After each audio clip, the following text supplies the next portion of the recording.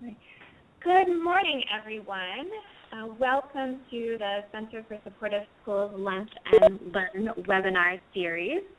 Today's webinar is titled Peer Education that Supports Teen Sexual Health, Teen Prevention Education Program. We are thrilled to have all of you joining us today for this webinar. I am going to get us started with some welcome and introductions. I'll start by way of introducing myself. I am Sherry Barr. I am one of the vice presidents with the Center for Supportive Schools. I've been with the organization for about 15 years. I am a school psychologist and have worked very closely with the intervention that we're going to talk about today, Teen PEP, in both New Jersey and in North Carolina.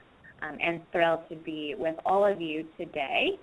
We also have with us on the webinar, I have a colleague with me and some special guests who will be joining us. And so we are thrilled to have folks from Teen PEP communities with us today who will be talking a bit about their experiences with Teen PEP. And so what I think we'll do is we will just go down this list and have each individual introduce himself or herself. Before we do that, maybe just a couple of quick housekeeping notes. And so everybody is in a listen-only mode right now with the exception of our special guests. But it wouldn't hurt to go ahead and mute anyway. Just to be double sure that there's no background noise that interferes with the listening ability for the webinar. And so I will turn it over to my colleague T to introduce yourself, and then we'll just move through the list. Fantastic. Thank you so much, Sherry. Hello, everyone. My name is T. Williams. I am one of the Directors of Development at the Center for Supportive Schools. I focus most of my energy on working specifically with schools in New Jersey and helping them to learn more about our solutions, including Teen PEP, and then bringing more schools on board and bringing more of this program to many more schools. I'm thrilled to be here. I will be supporting you all on the technology side of the webinar. Great, thank you. And Cheryl Bell is joining us. She is a teacher and Teen PEP advisor at Science Park High School in Newark, New Jersey. She is held up just a few moments and will be joining us momentarily, and we'll introduce her when she joins.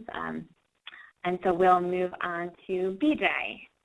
Hi, I'm Barbara Jane Howell from Franklinton High School. I'm the counselor, dropout prevention counselor, also academic counselor, and I am the Teen PEP coordinator. Welcome. And I have one of my Teen PEP students with me today.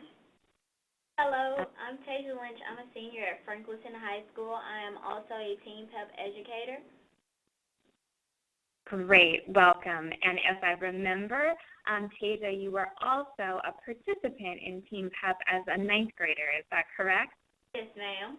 Great, so it's wonderful to have you joining us today and to have your perspective from both the perspective of a participant in the Teen PEP program as a 9th grader and then several years later as a peer educator. So we're super excited to have that perspective. Thank you. And John? Morning. My name is John Lawler. I'm the principal of the Saddlebrook Middle and High School in Saddlebrook, New Jersey. We're a small school about 10 miles west of New York City. We have about 800 kids here in grades 7 to 12, and we are just finishing up our first Teen PEP outreach session. So this is year 1 of the program, and we've had a great experience so far, and look forward to sharing that with the rest of you. Great. And John, would you be willing to share a little bit about some of your previous history with Teen PEP? Sure. Well, prior to coming here to Saddlebrook, I was a teacher at Fort Lee High School in New Jersey, and we had the Teen PEP program there for about 10 years. So I saw it from really the end where I would bring my classes down, to be part of the outreach sessions. I was really impressed with it, really impressed with my students who were the peer educators and the leadership opportunities they had. So when I came here to Saddlebrook as an administrator, it was something I really wanted to bring here and provide these opportunities for our students here. And I guess during the course of today, we'll kind of tell you more about how that process rolled out. Great, great. And we are looking forward to hearing more about that as we move through the webinar. And so thank you again to our special guest. And special guest, you are unmuted, but if you would just mute when you're not talking, that would be great. And then just remember to unmute when you begin talking. So a couple of more introductions, and so you've been introduced to those of us who are on the webinar, and we'll be talking throughout our time together today, but also want to share a little bit about who we are as an organization. And so the Center for Supportive Schools, we are a national organization that partners with schools to help create safer and more supportive, engaging, inspiring environments. We have served hundreds of schools since 1979, and our work touches tens of thousands of students, educators, and parents annually. And we are highly committed to implementing effective programs in partnership with communities that have large numbers of economically disadvantaged youth. So just a little bit about CSS, and then want to also acknowledge our key partners in the development and implementation of Team PEP, High Tops. High Tops is a health education and advocacy organization located in New Jersey. It's dedicated to ensuring every adolescent has a safe passage to adulthood by providing comprehensive sexuality education and promoting healthy relationships and supportive connections. And High Tops has 4 key goals: reducing rates of HIV, STIs, and unplanned pregnancies, reducing rates of intimate partner violence, reducing incidents of self-harm, as well as physical assault, harassment, and bullying, with particular attention to LGBT youth, and creating healthy and supportive connections among peers and adults. And so we are thrilled. We have had a partnership with High Tops for the past 20 years to develop, implement, evaluate, and disseminate the Team PEP intervention. And 2 other partners I just want to acknowledge. The New Jersey Department of Health has been a longtime funding partner of Team PEP that has enabled us to expand the programs throughout the state of New Jersey. And the U.S. Department of Health and Human Services, the Office of Adolescent Health, has been a funding partner that has enabled us to expand and rigorously evaluate the program in North Carolina. And so we are very grateful for those partnerships. And so before we dive into talking about Team PEP, the intervention, want to set some context. And so Team PEP, as you heard just a little bit in the overview and the title of this webinar, is a peer education approach that supports teen sexual health. And so there are a variety of aspects to teen sexual health. And one in particular is, that of adolescent pregnancy. And what has been really exciting as a country is that adolescent pregnancy and birth rates, across the United States have decreased significantly in the past 2 decades.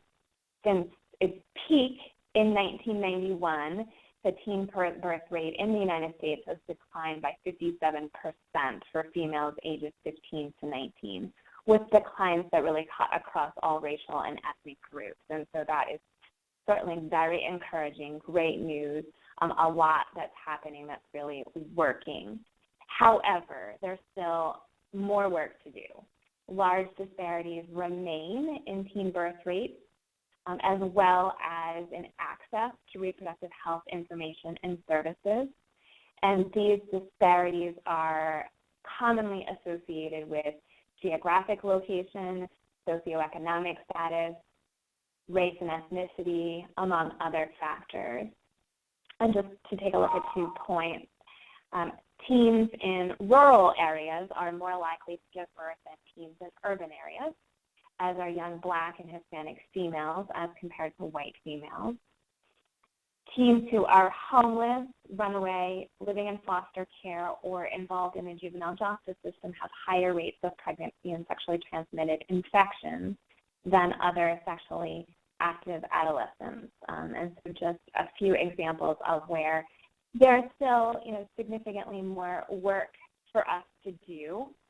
What we know from research that has been done is that when we are looking at how to put into place effective strategies for reducing teen pregnancy and addressing other sexual health issues, putting the needs, the opinions, and voices of youth at the center of any intervention development or assessment of the problem is key. And seeking and incorporating the perspectives of youth themselves is really critical to ensuring that programs are appropriate, engaging, and effective. And so with that, I want to turn to one of our guests, and actually want to start with Tasia, our peer educator, and ask you, Tasia, why you think, from your perspective, if you think about this recommendation that I just read, that it's really important to go to the youth themselves to be part of assessing the challenges and putting into place solutions. Can you just talk a little bit about, from your perspective as a youth, why it's so important to involve youth? I believe that altogether we understand each other better. We take things more seriously and we understand the concepts better rather than from an adult. Some connect with adults better, some just feel more comfortable talking to someone of their age and believing the facts that they're being told, and we're able to give them that correct information through the learning that we receive from our Teen PEP coordinators. So we're able to pass along that correct information to them, safe for them to be safe, and for them to learn from what they're involved in or what they're thinking about being involved in. Great, thank you. Super important. And I think, why don't we just check, Cheryl, have you had a chance to, it looks like you've joined us? Yes. Great. So welcome, Cheryl Bell. Do you want to just, I introduced you just a bit earlier, but why don't you go ahead and introduce yourself, and then if you would be willing to share any thoughts that you have about, especially from your perspective as an advisor, why you think it's so important to involve youth in the development of interventions. Okay. Hi, everyone. My name is Cheryl Bell. I'm a Teen PEP advisor at Science Park High School here in New Jersey. And yes, I really do agree with the use of using youth to transmit or transform the information that we have in the Teen PEP curriculum. It's very important. I think the youth can, convey the message a lot better. It's more responded by the younger kids, our ninth graders, a lot better coming from their older peers as opposed to coming from a teacher. Great, thank you. So we heard from both Cheryl and Tasia, a peer educator at Franklinton High School, the value of having peers, youth, working directly with other youth, and the additional layer of credibility that sometimes offers. And so, kind of moving forward to think about how this relates to Teen PEP. Teen PEP is an intervention that taps into and it's a school-based intervention that taps into and utilizes well-trained older students, so juniors and or seniors in high school, equips them with the skills and knowledge that they need to provide medically accurate and skill-based sexual health education to younger students. The primary goals of Teen PEP are to equip students with knowledge, skills, attitudes, and behaviors to avoid sexually transmitted infections, HIV, and unintended pregnancy. And simultaneously, the Team PEP seeks to develop a school culture and climate that supports healthy decision-making. There are other, in the intervention model, there are a number of groups who benefit from the program. There are the peer educators. So not only do the recipients, the participants in the program, Tasia was a 9th grader. We'll hear a little bit more about that, and she was a participant in the peer education piece. We also have, with the Team PEP model, peer educators who benefit, faculty advisors who benefit from the program. The program also offers stakeholder teams, and we'll hear a little bit more about stakeholder teams in just a few minutes, resources and strategies to help create a culture of positive peer support where responsible sexual decisions are valued. And the model also provides parents and caregivers with the knowledge and skills that they need to appropriately discuss sex and sexuality with their children. And so that's the brief overview of the program, and we'll continue to drill down a bit more deeply as we move forward. But also at this point, I want to take a moment and pause and turn to our special guest again. And BJ, would love to hear from you. As you think about your community, what's the most pressing sexual health issue facing youth in your community, and in what ways does Team PEP help address this? I think for us, the decision-making process and knowing how to carry that out is huge, as well as learning correct information. I think with the Team PEP curriculum, it speaks to both of those issues. I know the first workshop talks about refusal skills, and it kind of teaches how they can go about saying no, or it shows different ways to make decisions. So it helps out in that regard. And then just making sure they get the correct information. They do learn from peers. They do listen to peers. And we all know that sometimes peers don't give the correct information. So Team PEP makes, in the curriculum, it makes sure that it covers what is accurate and appropriate and currently correct, so that we can teach our peer educators to relay that information appropriately and correctly. Great. We know that peers are talking to one another, absolutely, and oftentimes without, as you said, without the medically accurate information, there may be a lot of misperceptions that are perpetuated misinformation, and so by equipping students with the factual information, they can really make a difference in the messaging to their peers. Absolutely. Thank you for that. John, would love to hear from you. Can you share a little bit about, pressing issue in your community and the ways in which Team PEP helps to address this? Sure.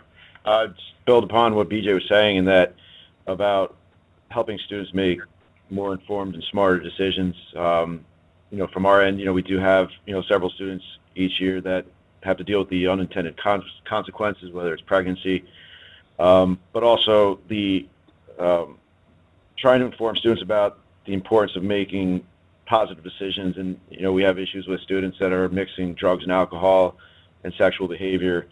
And then you add into that social media, and then, disseminating that across, various sites, and it comes back into our school and it affects our school climate. So it's really about building confidence for the students to make those smart decisions, and how to communicate with each other effectively. Great. We know students are, they're facing a lot. They're facing a lot of decisions and a lot of pressures. And to your point, that to equip them with the skills to help them navigate that, and to have a core group of students who are promoting positive decisions can really make a difference. Great.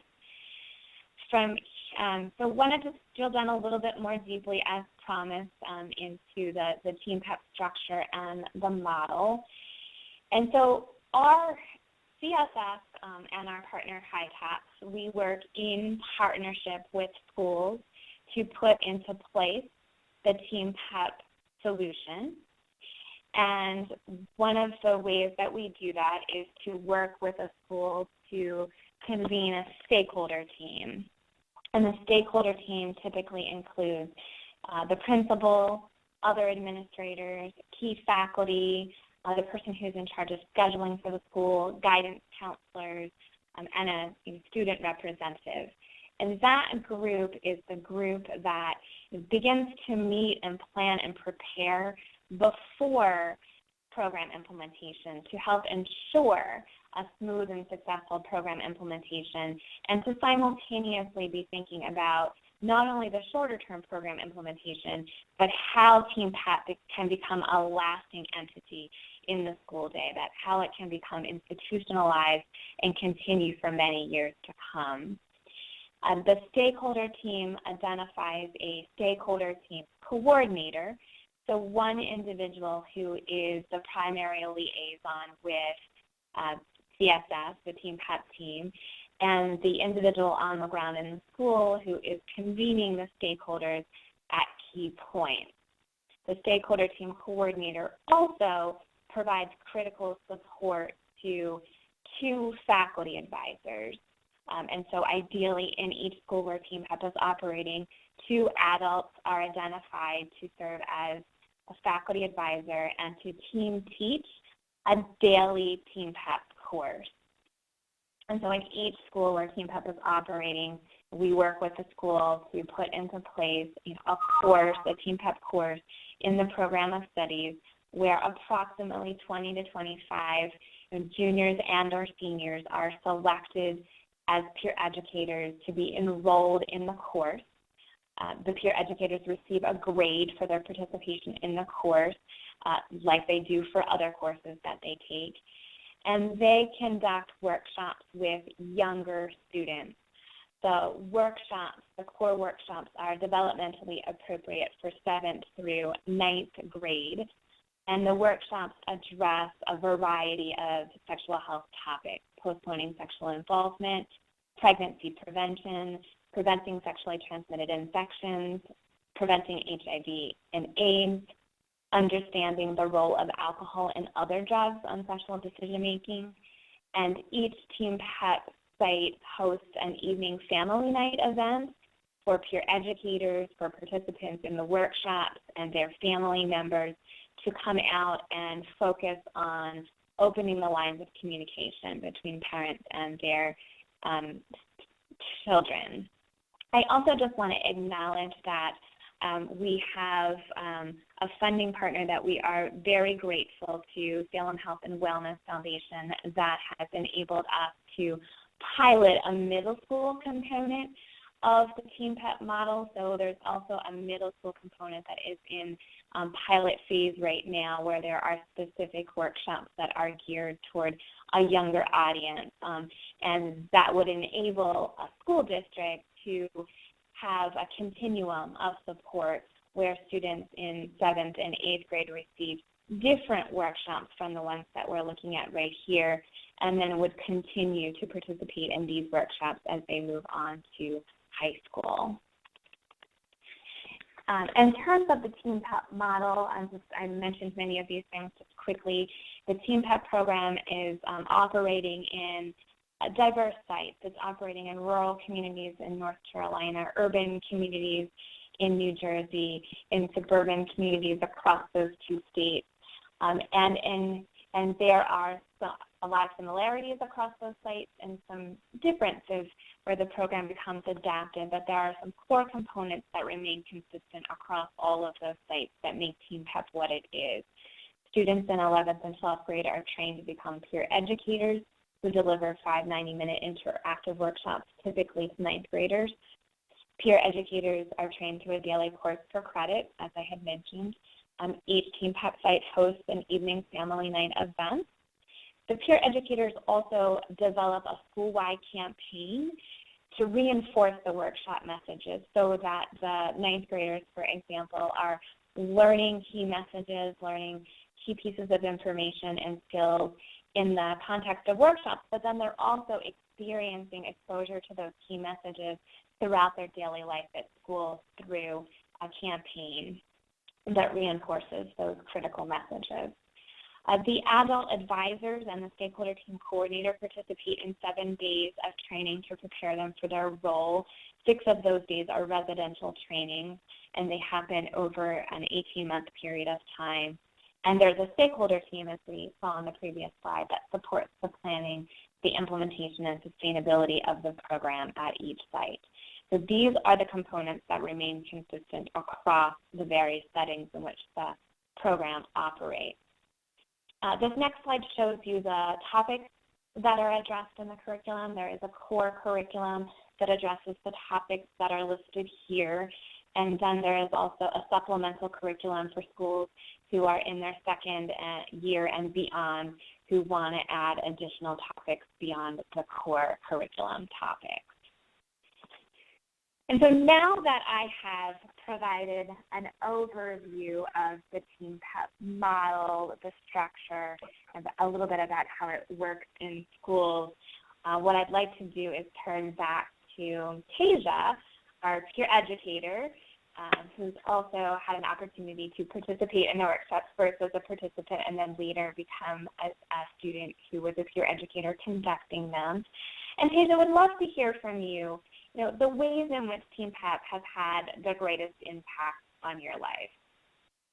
Well, personally, I have learned a lot of new information for myself that I didn't process when I was a freshman.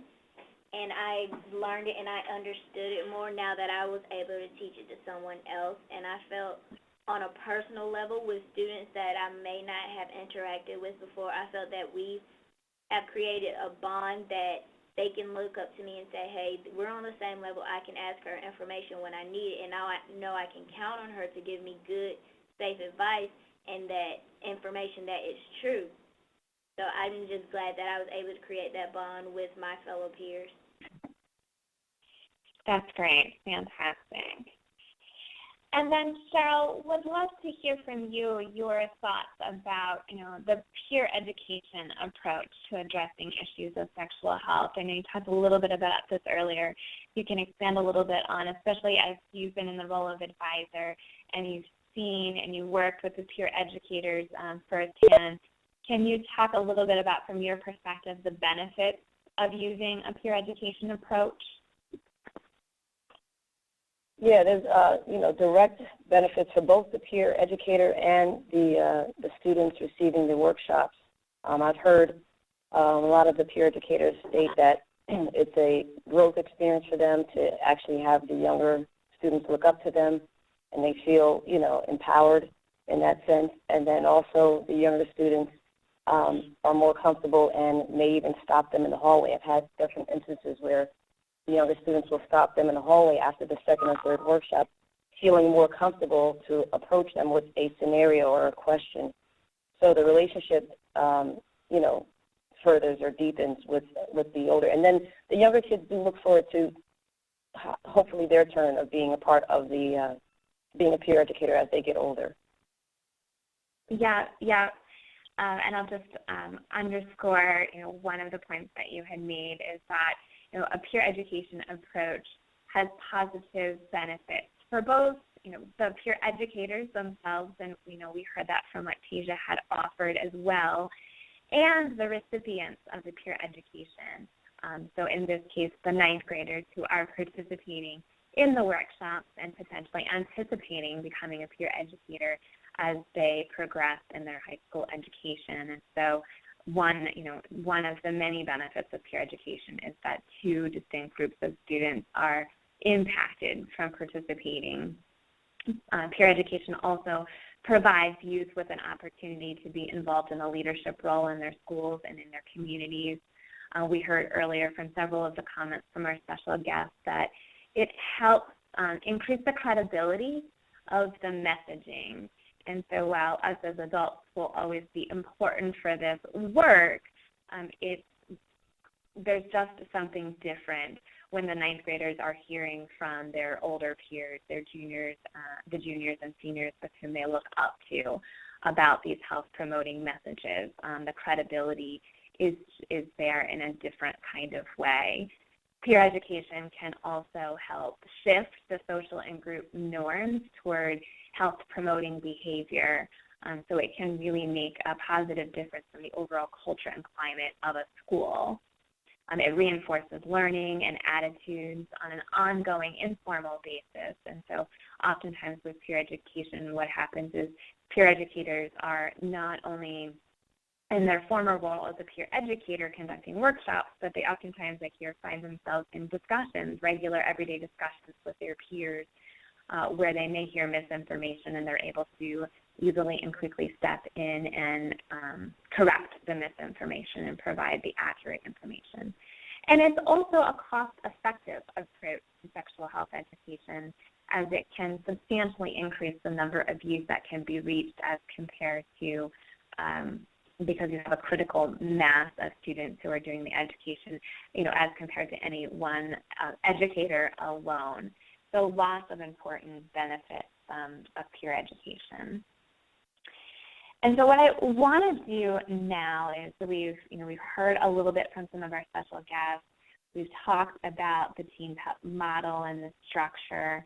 I want to share with you a short video that will kind of provide an opportunity to kind of see how these pieces come together and to see the students in action doing some of their work with Teen PEP. So for this next piece, there's just an important piece of housekeeping. And so many of you have connected to the webinar using your phone. And so what you'll want to do is you'll want to set your phone aside. And if you've muted your computer, you'll want to unmute your computer, and if you turn on the speakers on your computer, you'll want to turn them up, because the sound for the video is going to come through your computer, not through the phone. And presenters, if you haven't already, if you could go ahead and mute your phone so that we don't hear the video through phone and computer, that would be great.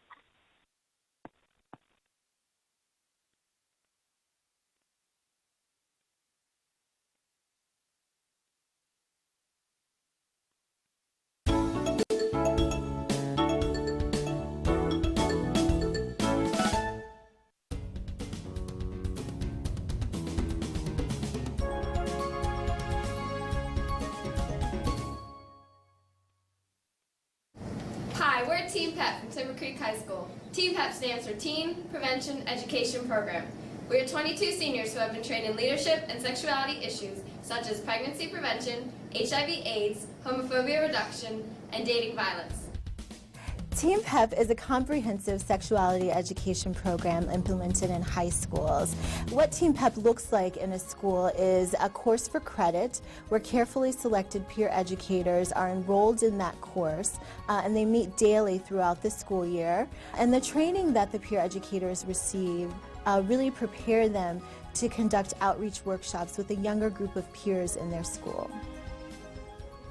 Hi, you guys. My name is Anilda, and today we're going to do an activity called Why Teens Wait to Have Sex and Why Teens Have Sex.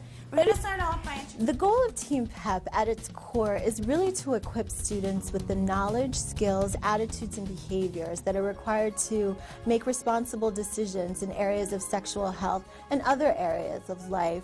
I don't want to do anything with you because you are smashed.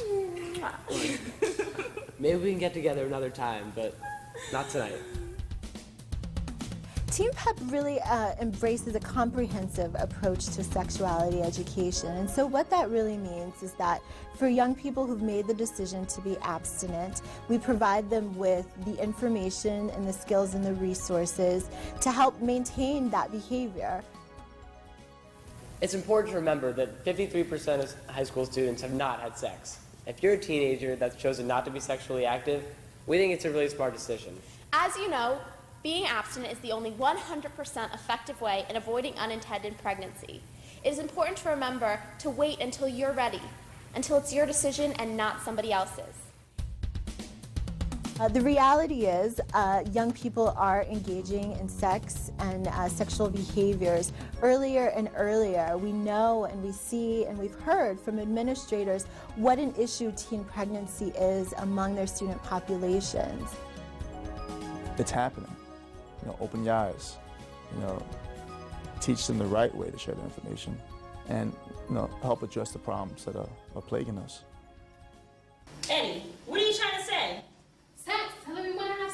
Can't you see she's uncomfortable? Slow it down. We have to take our time with this one. Well, we've been together for a while now. I think it's time for us to take things to the next level, you know? Other couples, when they've been together for a while, they, you know, like, do it. He's talking about sex. Is he talking about sex? Are you talking about sex? Yeah. You have to give these kids options. You have to have options. I always try to give kids options, because if you don't, if you paint them into a corner, they're going to make the wrong choice. You have to give them options, and I think this program does that. Wait, are we ready for this? Sex comes with a lot of responsibilities. We could get pregnant, we could get a disease. We need to think about this and talk this through. Team PEP is unforgettable. I came into this class thinking it was just going to be like another health class. We'd just be teaching the students everything we've always learned. But Team PEP really takes a different approach to things. It really is a life skills program, and while the content may focus on sex and sexuality, students walk away with so much more than that. They walk away with communication skills, negotiation skills, decision-making skills that really will help them in all areas of their lives. It's a very sound economic investment. We get a great deal from our investment in teacher training, from our investment in personnel. We get that not only from evaluations of the program and student voice, but we know that the students who are engaged in Team PEP have the ability, the information, and the resources to make very, very sound personal decisions in their lives, as well as to advise their friends.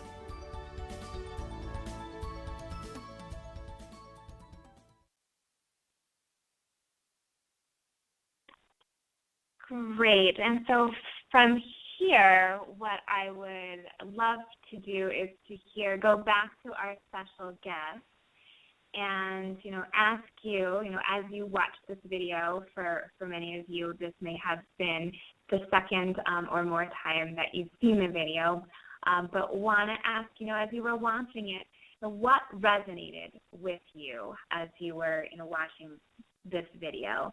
And maybe, John, we'll start with you. I'm sorry, could you repeat that? Sure. Just want to check in with you about the video. What resonated with you, or what stood out to you as you were watching the Team PEP video? Well, what's really neat about it is to see really the consistency of how, through really the support of the Center for Supportive Schools, of how consistent this program is.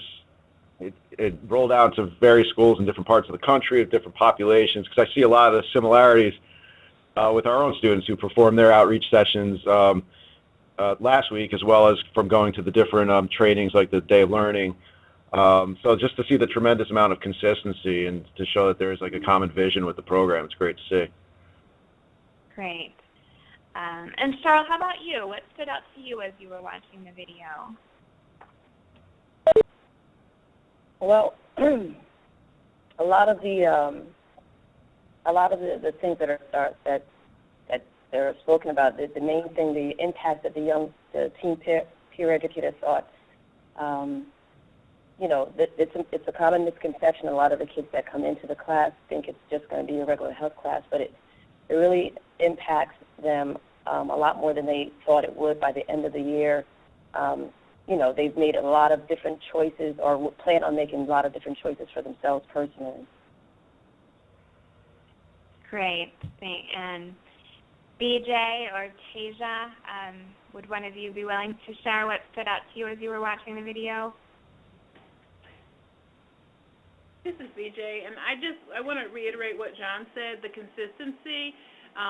It's hard to have a program sometimes where you're to relay information and to have it done the same way, to make sure that correct information is being given and that the program is running the way it should be run.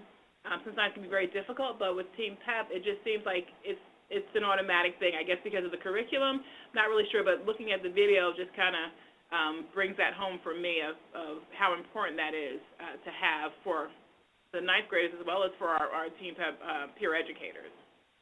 Yeah, and then to ensure that those core elements, those common components to the model that we talked about earlier are in place, across different settings. Yep. Tasia, anything that you want to offer in terms of what stood out or resonated with you as you were watching the video? It just really showed me that, personally, I believe Team PEP really does work. I believe that the way we do it, even though our peers don't always listen to us and take in what we say to them, I think the way that we perform these skits and these acts and lessons that we teach, it really draws them in to really get their attention to learn and to really take this information like, oh my gosh, if this happens, that'll happen. Like, it really forces them unintentionally to learn and take in this information. Great, because they're actively involved in their own learning. Great.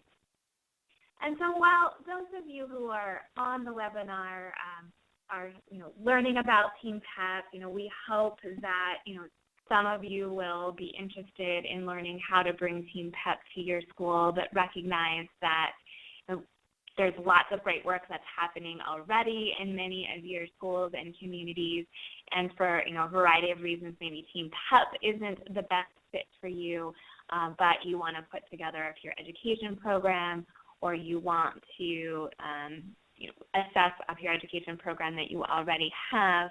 What we wanted to do was to provide you with 10 evidence-based strategies for creating an effective peer education program. These are evidence-based strategies that are built into the Team PEP program model. These are strategies that research has shown are critical for the success of a peer education approach, and ones that if you are interested in kind of developing your own program would be important ones to hone in on and pay attention to. And so I'll just kind of briefly go down the list of what they are. So creating a stakeholder team, ensuring that program advisors are well trained, that they're receiving support and resources. And not only is it important that they're well trained, but it's important that the program advisors also receive ongoing support for their role in the program. It is critical that peer educators are well trained. They have an important job to do, and it's critical that they receive training in facilitation skills. If it's a teen sexual health program, it's absolutely critical that they know the medically accurate information before they are ever in front of younger peers. Number 5, it's important that a program has a clear purpose and goals. That in many ways goes hand in hand with number 4, and so it's important that the peer educators are aware of what the purpose and the goals are and how to achieve the purpose and goals. Involving parents is a really important aspect of any effective peer education program. Carefully planning and considering the logistics and scheduling and doing this well in advance of program implementation is important. Utilizing a structured and interactive curriculum, ensuring that adequate resources are available to be able to implement a program with all of the core components in place. And then number 10, super important to obtain ongoing feedback from the participants in the program and to evaluate the effectiveness of the program. So these are 10 evidence-based strategies that we offer you that are important for creating an effective and successful peer education program. And want to go back to our special guest, and John, we'll start with you.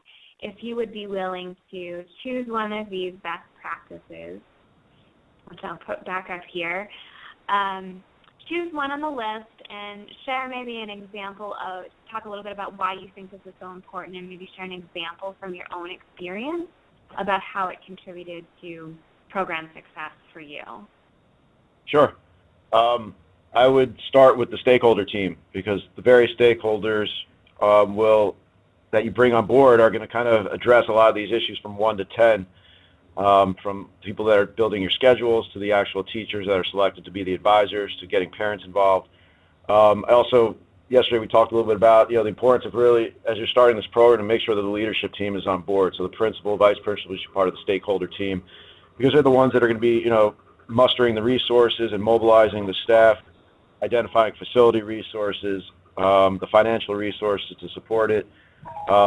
Even something as simple as scheduling, it seems so mundane, but the logistics of, and the example I would provide is that, we made it a priority. We wanted to make sure that Team PEP works here, and we made sure that when we were building our master schedule that this last year, that this was a priority for this year. So we put Team PEP, our seniors that are taking the class, opposite of their of the freshmen who are all going to be enrolled into one period of physical education. And why is that important is because from what I saw in my previous experience with Team PEP, that the peer educators were pulled throughout the day, that the freshmen were pulled throughout, a school day. It caused a lot of disruptions. And, if you're in a school, like sometimes teachers are a little reluctant to that and their kids are being pulled from their classes. So by making that a priority in scheduling, now there is no disruptions to the rest of the school day. So they have, the Team PEP peer educators have exclusive access to all of the freshmen that are taking PE opposite of Team PEP. So make sure you have the leadership team on board to make sure that all these really,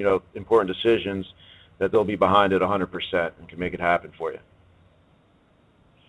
Yeah, and so many of these strategies are interrelated, and so you acknowledge scheduling, which can be a challenge and something that's really important to be able to work out in advance of implementing the program. One of the main reasons why having a scheduler on your stakeholder team is so important, but absolutely having the buy-in of the administration, other key folks, and working through some of these logistics and scheduling well in advance of program implementation are super important. Thank you. BJ, how about from your perspective, you're a stakeholder team coordinator for Team PEP, you're a counselor in your school.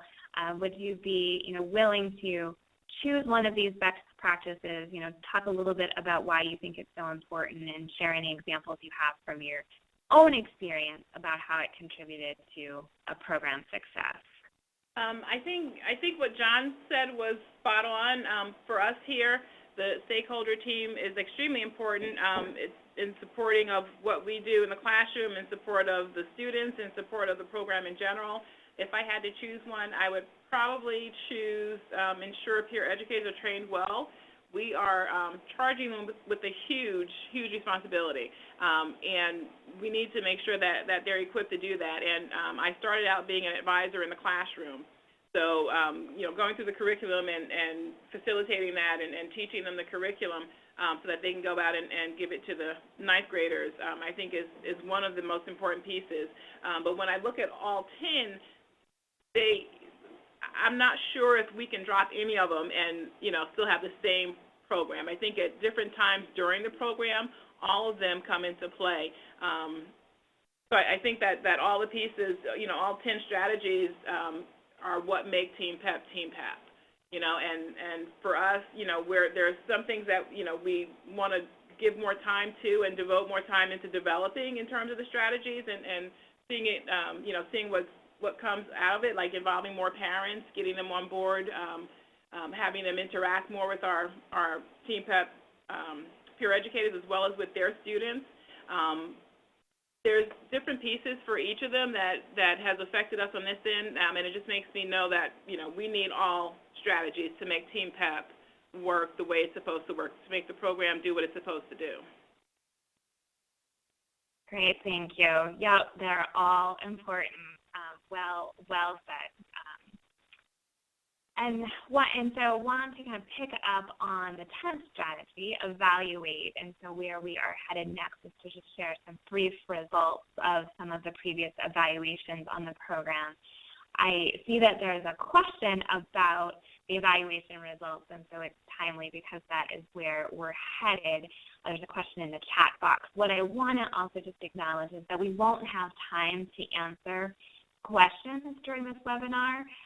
But if you just post your question in the chat box, we will respond to all of the questions after the webinar. We will send out all of the questions that have been asked and the responses to those questions. So please feel free to put your questions in the chat box. We won't necessarily be able to respond to it in the time that we have left, but we will absolutely get back to you and respond to your questions. And so, does Team PEP work? Providing a little bit of context here, and so Team PEP has been evaluated by Rutgers University through a rigorous quasi-experimental design. And Rutgers looked at the impact of the program on the workshop participants as well as the peer educators. And so I'm going to share the results of those studies that took place about 10 years ago.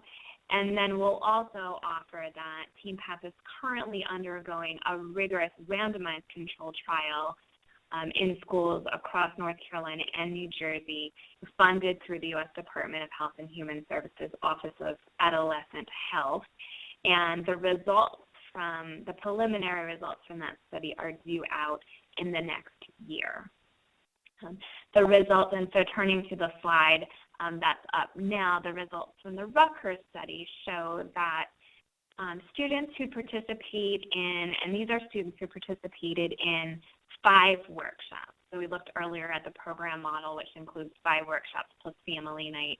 And so these are students who participated in 5 workshops compared to students who did not participate in Team PEP at all. And the results show that workshop participants are more likely to communicate about sexual health issues with partners, more likely to wait longer to have sex. They are more likely to stop having sex. They are more likely to have sex less often than students who did not participate in the program, more likely to abstain from sex while under the influence of alcohol and other drugs, and they report using birth control more often than students who did not participate in Team PEP.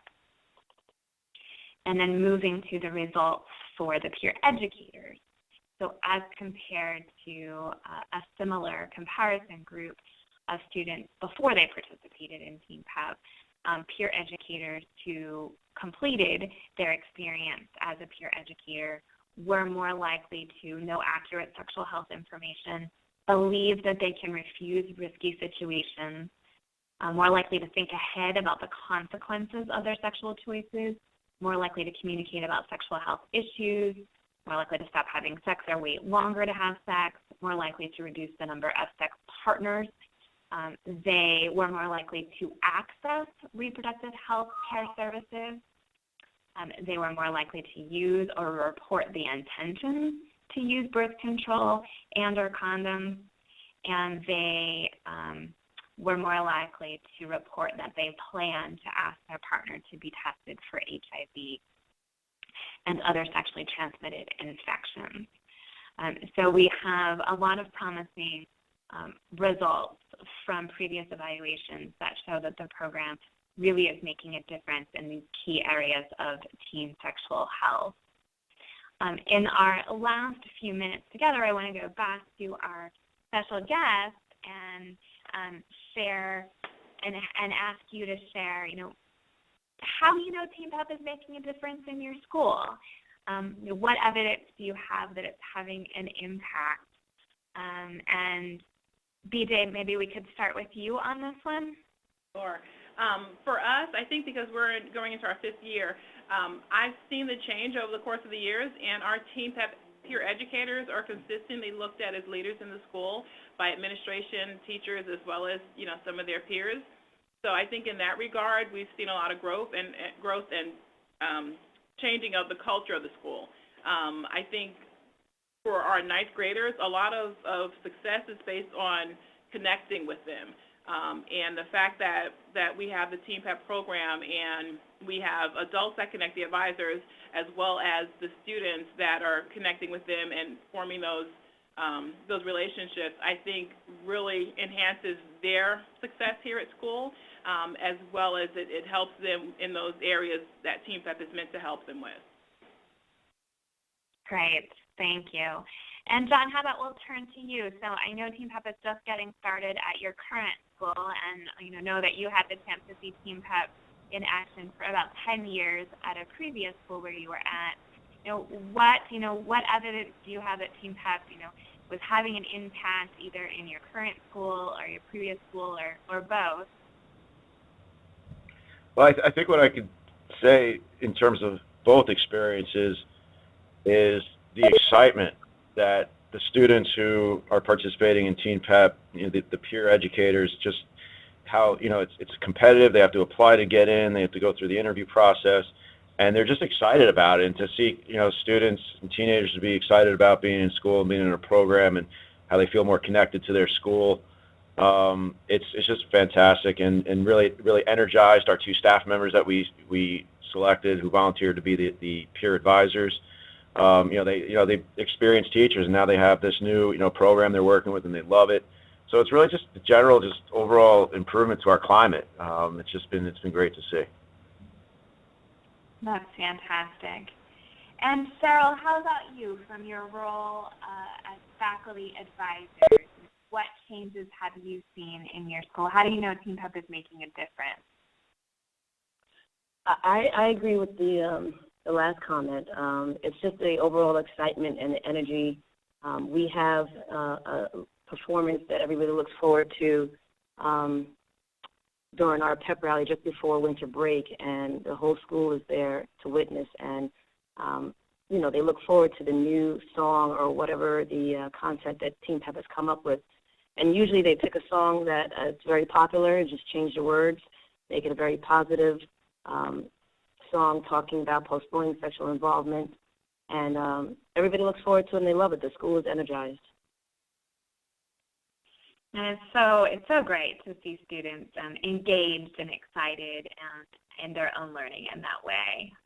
One of my favorite things is to see the students firsthand involved with the program and their enthusiasm that we heard echoed throughout all of your responses for what they're doing.